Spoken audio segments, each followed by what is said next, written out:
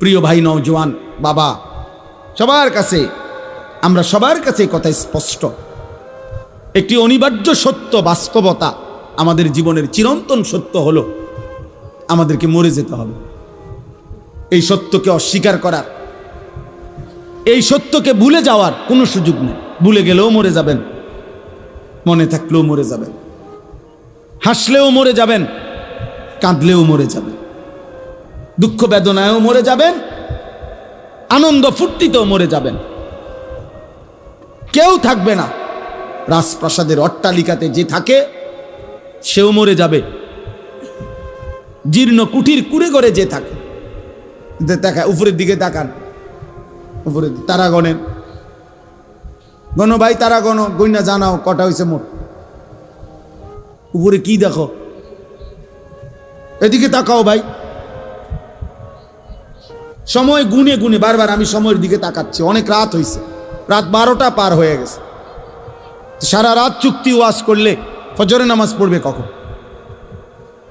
তাহলে এই জন্য বললাম, একটি অনিবার্য সত্য যে হাসি কিংবা কান্না, আনন্দ কিংবা বেদনা, আমাদেরকে মরে যেতে হবে, আমাদেরকে মৃত্যুবরণ করতে হবে।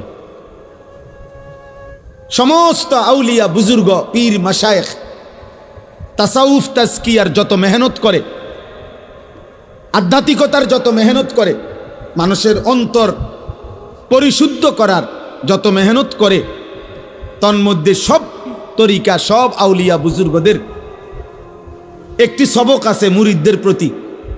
অনেকগুলো সবকের মধ্যে এটা একটা সবক, যে মৃত্যুর মুরাকাবা। এটা সব বুজুর্গদের একটা সবক, যে মাঝে মাঝে চোখটা বন্ধ করে কিছুক্ষণ মৃত্যুর কথা স্মরণ করা, মৌতের কথা স্মরণ করা, যে একদিন এই ব্যস্ততম এই জিন্দিগি আমার স্তব্ধ হয়ে যাবে। নবীজি সাল্লাল্লাহু আলাইহি সাল্লাম বলছে, আকসিরু যিকরা হাদিমিল লাযযাত, আমার উম্মত এই জিহ্বা যেটা আজকে তোমাকে হাজারো আইটেমের স্বাদ বলে দেয়, গরুর গোশতের আলাদা, খাসির গোশতের আলাদা, মুরগির গোশতের আলাদা, হরেক রকম মাছের স্বাদ আলাদা, একদিন সত্য সত্য এই জিহ্বা স্বাদ স্তব্ধ হয়ে যাবে। তোমার চোখের পলক, হাতের স্পন্দন, হৃদয়ের স্পন্দন সব ঠান্ডা হয়ে যাবে, স্তব্ধ হয়ে যাবে। সেই মৃত্যুকে বেশি বেশি স্মরণ কর, যে মৃত্যু তোমার জিহ্বার স্বাদ বন্ধ করে দিবে, যে মৃত্যু তোমার চোখের পলক নিভায়ে দিবে, যে মৃত্যু তোমার হৃদয়ের স্পন্দন স্তব্ধ করে দিবে। আল্লাহ নবী সাল্লাল্লাহু আলাইহি ওয়াসাল্লাম বলছেন। তো এখানে মহান আল্লাহ পাক রব্বুল আলামিন বলছে, বান্দা তোমার মনে থাকে আর না থাকে, তুমি গুরুত্ব দাও আর খামখেয়ালি করো, তুমি আনুগত্য করো আর নাফরমানি করো, মনে রাখো বান্দা, যে অবস্থাতেই থাকো না কেন, একটি নির্দিষ্ট সময়ে সত্য সত্য মৃত্যু যন্ত্রণা তোমার চলে আসবে। প্রত্যেক মানুষের, আমার ভাই আমি দেরি করব না, অল্প সময় তর্জমা বলতে বেশিক্ষণ লাগবে না, এই মূল কথাটা বুঝাইতে চাই। শুনুন, প্রত্যেক মানুষ মনে রাখতে হবে, 1 নাম্বার তো আমরা মৃত্যুবরণ করব, 2 নাম্বার হলো মৃত্যুর পূর্ব মুহূর্তে, মৃত্যুর পূর্বক্ষণে ইমানদার হোক আর নাফরমান হোক, নবী হোক আর রসুল হোক, আর শ্রেষ্ঠ কাফের হোক, মুশরিক হোক, প্রত্যেককেই সাকরাতুল মাউত, মৃত্যুর যন্ত্রণা ভোগ করতে হবে। ওয়াজাআত সাকরাতুল মাউত, সমস্ত মাখলুকের মৃত্যুর পূর্ব মুহূর্তে মৃত্যুর যন্ত্রণা হয়, এটাকে সাকরাতুল মাউত বলে, সাকরাতুল মাউত বলে।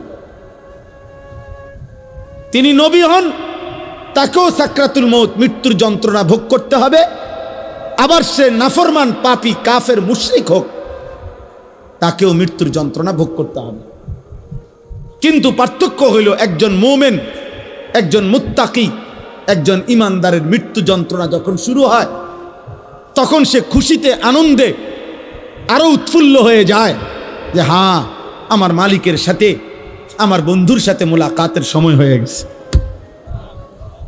আল মাউতু জাসরুন ইউসিলুল হাবিব ইলাল হাবিব। ইমাম কুরতুবী রাহমাতুল্লাহ আলাইহি তার কিতাব আত-তাযকিরা ফি আহওয়ালিল মাউতা ওয়া উমুরিল আখিরা কিতাবে লিখছেন, মৃত্যু হলো একটা পোল, একটা ব্রিজ, একটা সাঁকো। যেই সাঁকো, যেই ব্রিজের এই পারে মুমিন মুত্তাকি, ওই পারে মহান আল্লাহ।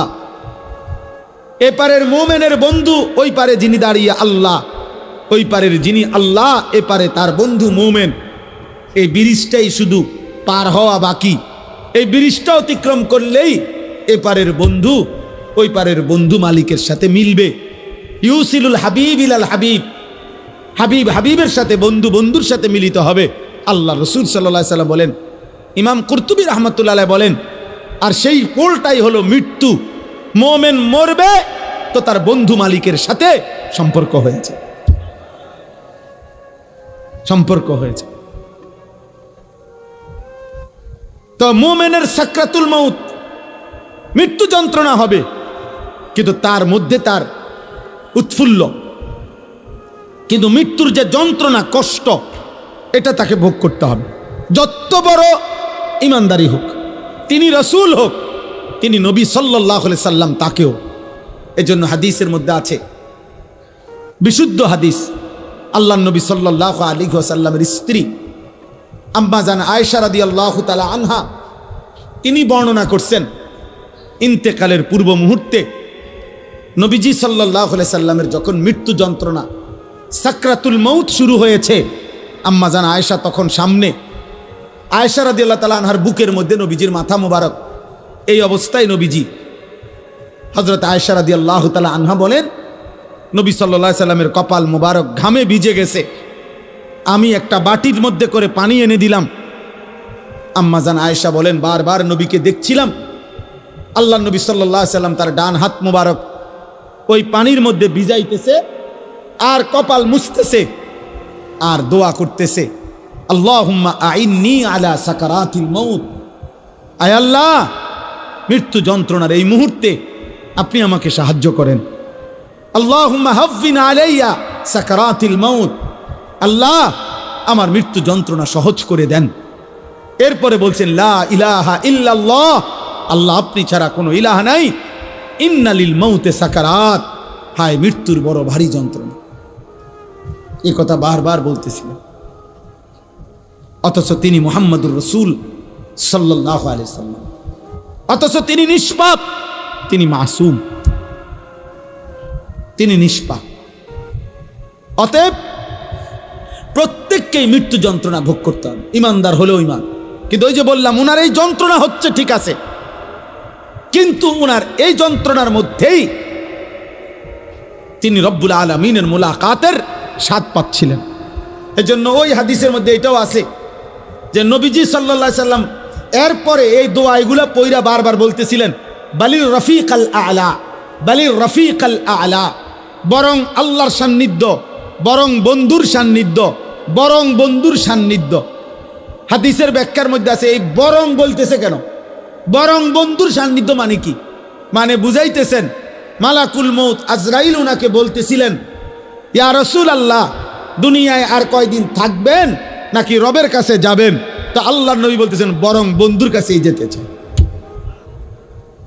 কষ্ট হোক, সাকরাতুল মাউত হোক, কিন্তু মুলাকাত চাই মালিকের, মুলাকাত চাই বন্ধুর। এই জন্য আমরা কিতাবে পড়ছি, হযরত ইব্রাহিম আলাইহিস সালাম, উনাকে মালাকুল মউত আজরাইল আসছে, আয়েশা বলছে, আপনার জান কবজ করতে চাই, আপনি অনুমতি দেন।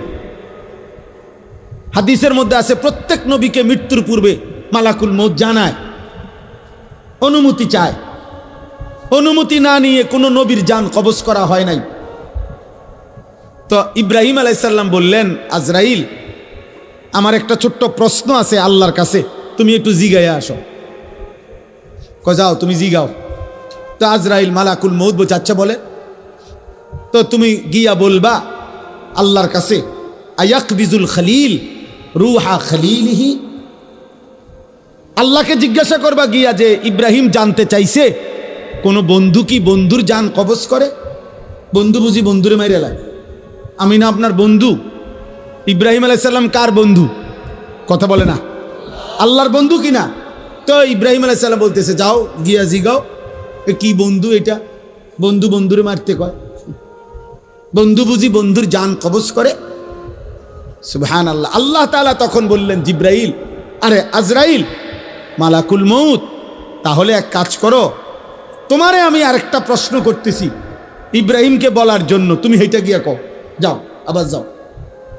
তো মালাকুল মউত এসে এবার ইব্রাহিম আলাইহিস সালামকে বললেন, আপনার কথার জবাবে আল্লাহ তাআলাও একটা প্রশ্ন করছেন, আপনি হেটার উত্তর দেন। তো বলছে কি? তো আল্লাহ তাআলা জানতে চাইছেন, আয়াকরাহুল খলিল লিকা খলিলিহি, বন্ধু কি তাহলে বন্ধুর মুলাকাত সাক্ষাৎ চায় না? বন্ধু কি বন্ধুর সাক্ষাৎ পছন্দ করে না? তাইলে ইব্রাহিম আলাইহিস সালাম বুঝছে, হায় হায়, এ তো মারা না, এ তো বন্ধুর মুলাকাত, এ তো মৃত্যু না রে, এ তো আমার সেই মালিকের মুলাকাত। পুরাটা জীবন আমি যার জন্য পরীক্ষা দিছি, যার জন্য আমি নমরুদের আগুনের কুণ্ডলিতে পড়লাম, যার জন্য আমার জীবনটা নবীদের মধ্যে সবচেয়ে বেশি অঞ্চল ছাড়ছে, হিজরত করছেন, এলাকা ছাড়ছে বেশি, ইব্রাহিম আলাইহিস সালাম। তো সে তো বন্ধুর মুলাকাত। এজন্য দোস্ত, প্রথমে কথাটা বুঝাইতে চাইলাম যে মৃত্যুর যন্ত্রণা প্রত্যেকের হবে, বাকি মোমেন মুত্তাকি ইমানদার তার মৃত্যু যন্ত্রণা তার আনন্দের বিষয়। কষ্ট হচ্ছে ঠিক আছে, কিন্তু আনন্দ হচ্ছে যে আমার রবের মুলাকাত। এবার তার বিপরীতে দোস্ত, তার বিপরীতে সাকারাতুল মউত যদি কোনো নাফরমানের শুরু হয়, পাপী, তো তাফসীরের মধ্যে আছে প্রত্যেক মানুষকেই তো বললাম মৃত্যু যন্ত্রণা ভোগ করতে হবে। আজকে নওজোয়ান, এই তোমাদের কাছে আমার বিশেষ কথা এটা, একটু শুধু ইনসাফের সাথে শোনো, কষ্ট করছো ভাই। অনেক সদ্য ওলামারা বয়ান করছেন, তাফসীরের মধ্যে আছে এক টানা 900 বছর ধরে নেন কোন ব্যক্তি এই পৃথিবীতে হায়াত পাইছে, আর 900 বছর 950 বছর হায়াত পাওয়া এই পৃথিবীতে কারো উদাহরণ আসেনি? নাই। কে? নূহ আলাইহিস সালাম। কথা বলে না? তাহলে এই পৃথিবীতে 950 বছর বাঁচার উদাহরণ আছে কিনা? তো উদাহরণ তো আছে, আদম আলাইহিস সালাম। তাহলে এই জন্য বললাম, কেউ যদি 900 বছর একটানা পৃথিবীতে হায়াত পায়, দোস্ত মনোযোগ দিয়ে কথাটা শোনো, কিন্তু এই 900 বছর সে আল্লাহর নাফরমানি করছে, কিন্তু 1 সেকেন্ডের জন্য 900 বছরে দুনিয়ার হায়াতে কোনোদিন কোনো দুঃখ, কষ্ট, যন্ত্রণা, বেদনা পায় নাই, একটা সুইয়ের আঘাত লাগে নাই, একটা কাঁটার আঘাত লাগে নাই, সে হাসি খুশি আনন্দ ফুর্তি এই মৌজ করে এই জীবনটা চলছে। নাচ গান, নারী, ছবি, জিনা, ব্যভিচার, মদ, জুয়া, চুরি, ডাকাতি, সুদ, ঘুষ, বেহায়াপনা, বেলেল্লাপনা, যা মন চায় তাই করছে, কিন্তু কোনোদিন কষ্ট পায় নাই। ধরে নাও, মানে ধরে নিচ্ছি যে কোনোদিন এর কারণে সে দুনিয়ার হায়াতে কোনোদিন 1 সেকেন্ডের ব্যথা পায় নাই, কোনো কষ্ট হয় নাই। খোদার কসম তাফসীরে লিখছে, এই 900 বছরের নাফরমান জীবনে যে কোনোদিন কোনো দুঃখ দেখে নাই, মৃত্যুর যন্ত্রণা তার যখন শুরু হবে, সাকরাতুল মউত, আল্লাহর কসম বাপ, 1 সেকেন্ডের মৃত্যু যন্ত্রণা, খোদার কসম এই ছেলেরা তারে 900 বছরের সুখ আর আনন্দ 1 সেকেন্ডে ভুলাইয়া দেবে।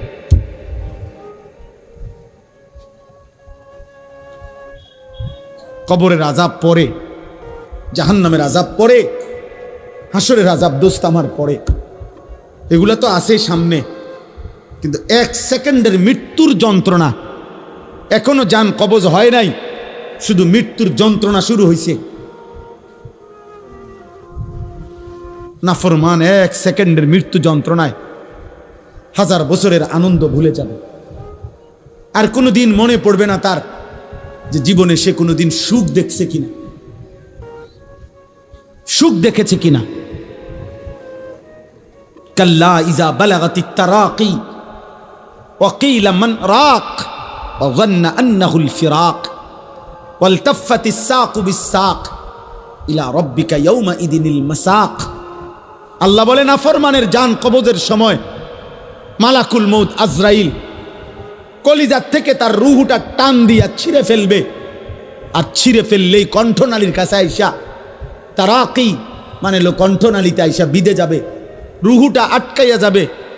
এরপরে খোদার কসম তাফসীরের মধ্যে লিখছে নাফরমানের জান রুহু মালাকুল মউত আজরাইল টাইনা হেসরাইয়া কোনো কাবাব কোনো শিকের মধ্যে যদি গোশত লাগানো থাকে সেখান থেকে যদি শেষ গোশতের অংশগুলো টাইনা টাইনা সিরা সিরা বাহির করে, কোনো গরম কিছুর মধ্যে যদি তুলা লাগে তো তুলা যদি টাইনা টাইনা বের করে, কোনো ব্যান্ডেজ থেকে যদি তুলা ছিঁড়ে ছিঁড়ে বের করে, আল্লাহর কসম নবী বলছে উম্মত মালাকুল মউত আজরাইল নাফরমানের রূহটা শরীর থেকে এইভাবে টাইনা টাইনা ছিঁড়া ছিঁড়া বাইর করবে। ফালাউলা ইযা বালাগাতিল হুলকুম ওয়া আনতুম হিনাইযিন তানদুরুন ওয়া নাহনু আকরাবু ইলাইহি মিনকুম ওয়ালাকিন লা তুবসিরুন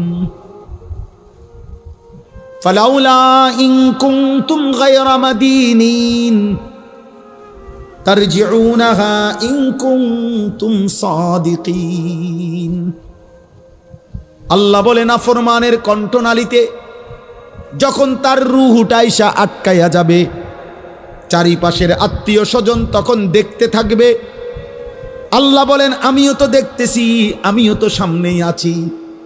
আল্লাহ তখন চ্যালেঞ্জ করে বললেন, হে নাফরমান পাপী, তোর আত্মীয় স্বজনকে বলো না এই মুহূর্তে তোমারে মালাকুল মউত আজরাইল থেকে ফিরাইয়া রাখতে।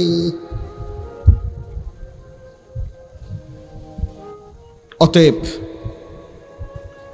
প্রিয় ভাইয়া, কবরের আযাব তো সামনে, জাহান্নামের আযাব তো সামনে, এক সেকেন্ডের মৃত্যু যন্ত্রণাও তো তুমি সহ্য করতে পারতা না। হযরত আমর ইবনুল আস রাদিয়াল্লাহু তাআলা আনহু নবীজির বিখ্যাত সাহাবী, ওনাকে বলা হয়েছিল মৃত্যুর পূর্বে ওনার ছেলে, উনি ইমানদার, উনি সাহাবী, ওনার ছেলে আব্দুল্লাহ ইবনে আমর ইবনুল আস উনিও সাহাবী। ছেলে বলতেছিলেন মৃত্যুর পূর্বে, আব্বা আপনার কাছে এই মুহূর্তে, শেষ মুহূর্তে মৃত্যু যন্ত্রণা কেমন মনে হইতেছে? প্রিয় ভাই শোনো, হযরত আমর ইবনুল আস বলছেন, ইয়া বুনাইয়া কাআন্না জিবালাদ দুনিয়া আলা সাদরি ওয়া কাআন্নি আতানাফাসু মিন সাকবিল ইবরা। এই কিতাব আমার কাছে গাড়িতে আছে। ওয়া জাআত সাকরাতুল মাউত বিল হক, এটাই কিতাবের নাম। আমার কাছে একটা আরবি কিতাব আছে, এই কিতাবের নামে এটা, এই কিতাবে লিখছে। হযরত আমর ইবনে আস বলে, পুত, এই বাপ সন্তানকে বলছে, বাবা রে, আমার মনে হচ্ছে কাআন্না জিবালাদ দুনিয়া, দুনিয়ার সমস্ত পাহাড়গুলো আমার বুকে চাপ দিয়ে রাখছে। কাআন্না জিবালাদ দুনিয়া আলা সাদরি, মৃত্যু যন্ত্রণা আমার মনে হচ্ছে দুনিয়ার পাহাড়গুলো আমার বুকে চাপ দিয়ে রাখছে রে ফুট। ওয়া কাআন্নি আতানাফাসু মিন সাকবিল ইবরা, আর আমি যেন এই পাহাড় চাপা অবস্থায় আমি যেন সুইয়ের ছিদ্র দিয়া, সাকবিল ইবরা, সুইয়ের ছিদ্র দিয়ে আমি যেন একটু একটু নিঃশ্বাস নিতেছি। আমার ছেলেরা, আমার কিশোর, আমার নওজোয়ান, আমার 16 বছরের সন্তান, এত অল্প বয়সে তুমি এত গুনাহ, এত নাফরমানি কেমনে করছো বাপ? তুমি কেমনে সহ্য করবে আব্বা? আমার 16 বছরের সন্তান আছে। আমার প্রথম সন্তানের বয়স 16 বছর বরাবর। এই জন্য 16 বছর বয়সী ছেলে তুমি আমার সন্তান। তার চাইতে একটু বয়স্ক, একটু বেশি যাদের বয়স 18, 20, 22, 25, প্রিয় সন্তান, তুমি আমার ছোট ভাই, তুমি বলো গত 365 দিনে তোমরা কোনো দিন যারা ফজরের নামাজ পড়ো নাই, আমার সন্তান, কেমনে তুমি মৃত্যুর এই যন্ত্রণা সহ্য করো? বলো ভাই।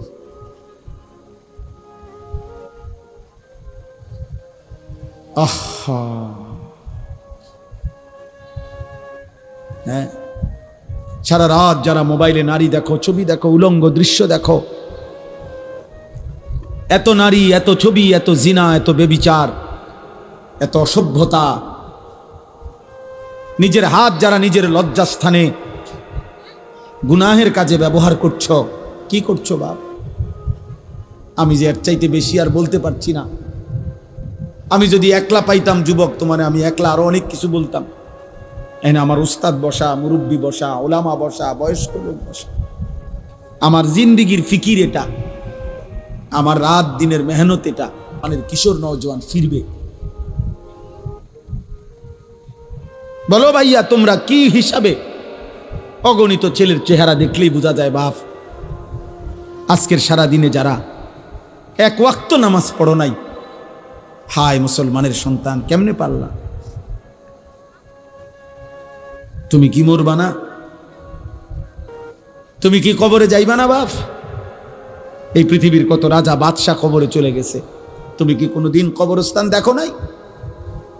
তুমি কারো জানাজা পড়ো নাই? তুমি কি কোনো মানুষের লাশ দেখো নাই? আমি 5 দিন আগে আমার জ্যাঠার সাথে কথা বলে আসছি বাড়িতে, খোঁজ খবর নিছি। 5 দিন পরে আমার জ্যাঠা মারা গেছে। আমি জ্যাঠার দিকে তাকাইয়া বাড়িতে গিয়া দেখছি, আমার এই সেই মানুষটা যার সাথে আমি কথা বলছি, উনি নাই, চুপ হয়ে গেছে, হাত নড়ে না, পাও নড়ে না। আমি জানাজা পড়াইছি আমার জ্যাঠার, তো জানাজার আগে আমি আমার জ্যাঠার কবরটা খালি, তখন কবরে রাখে নাই। আমি কবরের দিকে তাকাইয়া অনেকক্ষণ, 8-10 মিনিট হইব, আমার বাবার কবরের পাশে আমার জ্যাঠার কবর। আমার আব্বা আগে ইন্তেকাল করছে। আমার জ্যাঠার কবরের দিকে তাকাইয়া অনেকক্ষণ খালি কবরের দিকে তাকাইয়া ছিলাম। তাকাইয়া আমার মনে হইল কবর যেন আমারে ডাক দিয়ে বলছে, আনিস, আমার কাছ থেকে 1 মুঠ মাটি দিছিলাম আমি তোমার জ্যাঠারে বানাইবার জন্য, আজ আমার মাটি আমি ফেরত নিলাম। ওয়াফিহা নুঈদুকুম। নওজোয়ান, তোমার মাটি মাটির কাছে ফেরত চলে যাবে। তুমি মাটি ছাড়া আর কিছু না। তোমার এই চোখ, নাক, কান, হাত, পাও, হ্যাঁ, এটা চোখ, নাক, কান, মাটি, মাটি, ওই মাটির টুকরা। ওয়ালাকাদ খালাকনাল ইনসানা মিন সুলালাতিন মিন তিন। আল্লাহ বলছে, শুকনো মাটি থেকে, ঠনঠনে মাটি, আমি সেখান থেকে মানুষকে সৃষ্টি করেছি। তুমি মাটির একটা টুকরা ছাড়া আর কিছু না। আর মাটির এক টুকরা এত অহংকার করা এত বড় মালিকের সামনে সাজে না রে বাপ, উচিত না, উচিত না। এত বড় মালিকের নাফরমানি করছো কেমনে? কোরআনুল করিম আল্লাহ নাজিল করছে 30 পারা। এতগুলো কথা আল্লাহ কোরআনে বলছে, 30 পারা নবীর জবান দিয়ে বলাইছে, 23টা বছর কোরআন শরীফে আছে। ফাবি আইয়ি হাদিসিম বাদাহু ইউমিনুন। আল্লাহ বলছে, বান্দা বল না রে, আমি আর কেমনে বললে, আর কোন কথা বললে, আর কতবার বললে বান্দা তুমি আমার কথা মেনে নিতা? এই নাফরমান, এই বেনামাজি, দাঁড়া, এখন দাঁড়া। ফজরের নামাজ পড়ো না যারা, গত 1 বছর ধরে হাইওয়ান মুসলমানের বাচ্চা এত নিকৃষ্ট হয়? তোর কোনো মা নাই, তোর কোনো বাপ নাই বেটা, তোর কোনো আল্লাহ নাই, তোর কোনো নবী নাই, তোর কোনো ধর্ম নাই। নাফরমান। জীবন মানে হুদা ভাত, জিন্দিগি মানে শুধু ভাত, জীবন মানে শুধু ঘুম, জীবন মানে শুধু পেশাব পায়খানা, জীবন মানে শুধু লজ্জাস্থানের চাহিদা পূরণ, এগুলো তো কুত্তারও পূরণ হয়। এই নাফরমান, খানা তো কুত্তাও খায়, ঘুম তো কুত্তাও যায়, পেশাব পায়খানা তো কুত্তারও হয়, লজ্জাস্থানের চাহিদা তো কুকুরও পূরণ করে। কুকুরের বাচ্চা হয় না? কথা বলে না? কুত্তার বাচ্চা হয়নি তো কুকুরের বাচ্চা হয়, মানেই তো তার চাহিদা পূরণ না হইলে বাচ্চা হয় কেমনে? তো তুমি এটা কি ভাবছো বাপ? এক ওয়াক্ত নামাজও পড়তা না, কেমনে বাঁচবা? ফাকাইফা তাত্তাকুনা ইন কাফারতুম ইয়াওমান ইয়াজালুল বিলদানা শিবা। আল্লাহ বলে, বান্দারে আমার, কেমনে রে বান্দা এত নাফরমানি করছো? আল্লাহ বলে, সেদিন হাসরের দিন আমার বান্দা কেমনে রে বাঁচবা বান্দা? এত নাফরমানি, এত মিথ্যা, এত চুরি, এত জিনা। এক মোমেন মুসলমান দাবি করে 30 বছর ধরে সুদ খাও। মুসলমান বুঝি 30 বছর সুদ খায়? মুসলমান কেমনে 30 বছর নাচ গান দেখে? মুসলমানের মা, মুসলমানের বোন কেমনে 20 বছর ধরে বেপর্দা? মুসলমানের ঘরে কেমনে প্রত্যেক দিন নাটক সিনেমা, নর্তকীর ছবি চলে, নাটক সিনেমা চলে? আল্লাহ বলেন, আমার বান্দা এই যে দিন রাত নাফরমানি করছো, ফাকাইফা তাত্তাকুন, ওই হাসরের দিন কেমনে বাঁচবা বান্দা? যেই দিনের একদিনেই দুঃখ কষ্ট আর পেরেশানি আর যন্ত্রণায় একদিনেই দুধের বাচ্চা, কোলের বাচ্চা বুড়া হয়ে যাবে। ইয়াউমান ইয়াজালুল বিলদানা শিবা। একদিনে, একদিনে, ইয়াউমান, কয়দিনে? একদিনে বাচ্চা বুড়া হয়ে যাবে, একদিনেই কালো চুল সাদা হয়ে যাবে। খামখেয়ালি করো না বাপ, শেষ কথা শেষ। তুমি আল্লাহর বেষ্টনীতে আছো, আমিও। আমাদের জন্য আল্লাহ তাআলার ইন্তজাম করা আছে। তুমি আল্লাহর এই ইন্তজামের বাইরে যাইতে পারতা না। আল্লাহর বেষ্টনীর ভিতরে থাইকেই মৃত্যুর যন্ত্রণা আসবে। এই কথাটাই আল্লাহ এখানে বলছে। এবার দেখেন তর্জমা শুনেন, তাই শেষ কথা। আমার ভাই, আমি বলে গেলাম, আমার সন্তান, আমার ছেলেরা, আমার বাবারা, আমার ভাইরা, আমি বলে গেলাম স্পষ্ট, দয়া করে মরণকে স্মরণ করো, ভুলে যেও না। তুমি ভুলে গেলেও মরে যাবা। বলে আমার মনে ছিল না, মনে না থাকলেও মৃত্যু হবে, হবে? কথা বলে না? বলো না ছেলেরা, বলো। তুই মরে যাবে বাপ। এই মোবাইল থাইকা যাবে, ফেসবুক থাইকা যাবে, এগুলো হারায় যাবে। তোমার চোখের ওই নারীও হারায় যাবে, হয়তো কোনোদিন আর মনেও পড়বে না কারো কথা, কিন্তু গুণাগুলো সাথে নিয়া তোমার হাসরের ময়দানে দাঁড়াইতে হবে। এই পাপগুলো নিয়েই তোমাকে দাঁড়াইতে হবে। এই জন্য আমি কিশোর নওজোয়ানের পরিবর্তনের খুব প্রত্যাশী। আমার এক ছোট্ট জিন্দিগি প্রয়োজন, আমি দিয়ে দিলাম। কিন্তু আমার একটা আশা, মুসলমানের নওজোয়ান তোমরা ইনশাআল্লাহ ফিরলে, তোমরা যদি ফজর নামাজ পড়ো, এতগুলো ছেলে ইনশাআল্লাহ কদর কসম ইসরায়েলের কুত্তাদের কলজা সুদ্ধা নড়ে উঠবে ইনশাআল্লাহ। সেজদাবিহীন বিজয় আসবে না বন্ধু। স্লোগান দিলে হবে না, শুধু স্লোগান দিলে। স্লোগান আমিও দিতাম, জানি। আমি ছাত্র জীবনে স্লোগানে সেরা ছিলাম। ঢাকা চৌধুরীপাড়া যখন পড়তাম দাওড়া রাকাম থেকে গিয়া, তখন স্লোগানে সেরা ছিলাম। হুজুররা আমারে স্লোগানের জন্য নিত, উড়াই লইতাম ফেরু স্লোগান দিয়া। আলহামদুলিল্লাহ। আমার বড় ভাই, আমার মনে আছে, বড় ভাই আনি চল স্লোগান, আর চলেন ভাই, উড়াইলাম কোনান দিয়ে উড়াইতে। 2-4 ঘন্টাও মিছিল করতে পারতাম, একটা না, কোনো বিশ্রাম ছিল না। স্লোগান দিয়ে হবে না দোস্ত, শুধু কলিজার খুন, কপালের এই সেজদা মালিককে দিতে হবে। ভাইয়া, আরো 100 বছর চেষ্টা করেও কাফের বেঈমানদের সমপরিমাণ অস্ত্র, কাফের বেঈমানদের সমপরিমাণ ক্ষমতা, দুনিয়াবি আসবাব আমাদের হবে না। আমাদের বিজয় আমাদের ওই রবের কাছে। আমাদের উপরে যিনি তিনি আমাদের জন্য যথেষ্ট। আমরা যদি যথাযথ চোখের পানি দিতে পারি, আমরা যদি চোখের পানি ফেলতে পারি, সেজদা দিতে পারি, ইনশাআল্লাহ বিজয় আসবে। গাজাবাসী সন্তান খুব কষ্ট পাইতেছে বাপ। আজকেও পত্রিকা আসছে, সব পত্রিকা। গতকালকে বৃহস্পতিবার গাজার প্রায় 4.5 লক্ষ মানুষ, তারা আবার শেষবারের মতো ইসরায়েলের বেঈমান কুত্তারা বলছে, গাজাবাসীরে মাইকিং করে শুনাই দিছে, তোমাদেরকে পলায়নের জায়গা ছেড়ে দেওয়ার শেষ সুযোগ দেওয়া হলো, এরপরে আর বাঁচতে দেওয়া হবে না। ছোট ছোট মাসুম বাচ্চা নিয়ে মহিলারা খালি পায়ে, আজকের পত্রিকাতেও আসছে যে এরা হাঁটতেছে, ওরা জানে না ওরা কোথায় যাবে, ওরা জানে না।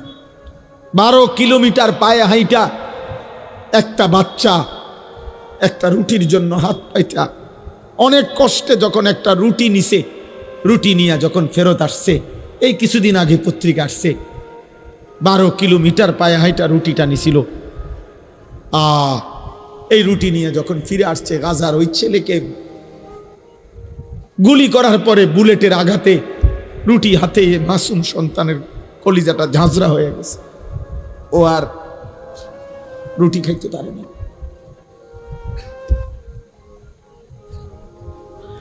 আর তোমরা নারী দেখো, ছবি দেখো, তোমরা আর সেজদা দিও না, তোমরা উলঙ্গ দৃশ্যই দেখো। তোমাদের আর মোবাইলের নেশাই গেল না, তোমাদের চুলের ফ্যাশনই শেষ হইল না, তোমরা তোমাদের বন্ধুদের আড্ডাই শেষ। তোমরা মনে করছো ইবলিস শয়তান তোমাগরে বলছে যে তোমাদের বিপদ হবে না। বিপদ শুধু ফিলিস্তিনের, বিপদ শুধু রোহিঙ্গাদের, আমগো কিচ্ছু হইতো না। আমরা সবাই জোনায়েত বাগদাদি, আমরা বাইজিদ বুঝতে। আমাদের মানচিত্রে ওলামায়ে কেরামকেও বলি, আমাদের মানচিত্র বাংলাদেশের আরেকবার তাকাই দেখেন, আজকে দেখেন আমাদের মানচিত্রে পার্বত্য চট্টগ্রাম সহ কক্সবাজারের এই সাইড, এটা আলগা এরকম। এটা যদি আমি একটা কেচি দিয়া শুধু কাটে, এটা আমি ফরে যাবে। কেচি দিয়া কাটলে যেরকম আলাদা হয়ে যাবে, আমাদের পার্বত্য চট্টগ্রামকে যেই কোনো মুহূর্তে কাইটা ফেলা হয়, আলাদা করে দেওয়া হয়। এই যে কয়েকদিন টানা খাগড়াছড়িতে রক্তের বন্যা বইতেছে, বাংলাদেশে কোন কারফিউ, আর্মি, সেনাবাহিনী কিছু দিয়ে পারতেছে না থামাইতে, বুঝছেন? কোন বিবেকবান উত্তরবঙ্গের খবর নিয়েন, রংপুর জেলার, রংপুর বিভাগের 8টি জেলাতে